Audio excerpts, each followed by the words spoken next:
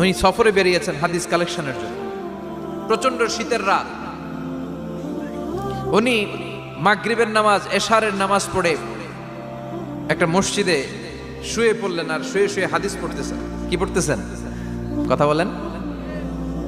আর মনে মনে ভাবলেন রাতটা মসজিদে কাটায় দিই, ফজরের নামাজ পড়ে আবার বেরোবো।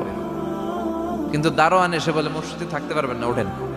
দারোয়ান আছে না, কথা কন। আহমদ ইবনে হাম্বল বললেন আমি শুধু রাতটা থাকতে চাই, আমি তো ফজরেরও মুসল্লি, ফজর নামাজ পড়বো তো এই মসজিদে, আমার থাকতে দাও। দারোয়ান তো দেয় না, কেন? মসজিদে থাকার জায়গা না, যান মিয়া। উনি যে আহমদ ইবনে হাম্বল এটা চিনে নাই, থাকতে দেয় না। কি করবে এখন? উনি কাঁথা গুছিয়ে হাদিসের কিতাব নিয়ে কাঁধের মধ্যে ব্যাগ নিয়ে মসজিদ থেকে বেরোয় গেলেন। কি আর করবেন, প্রচন্ড শীত, আর কাঁপতেছেন বুড়ো মানুষ। পথিমধ্যে দেখলেন বাজার,